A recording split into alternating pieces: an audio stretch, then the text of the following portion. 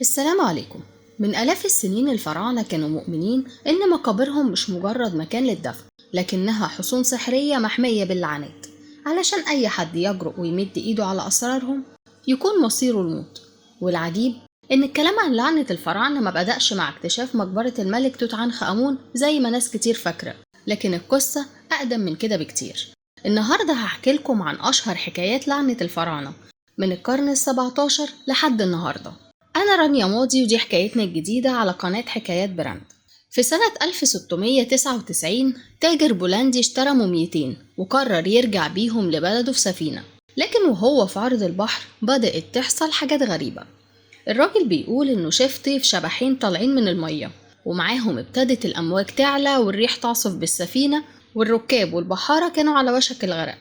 وفي النهاية التاجر ما استحملش الرعب اللي شافه ورمى الموميتين في البحر، وفجأة البحر هدى وكل حاجة رجعت طبيعية وكأن اللعنة اتحلت.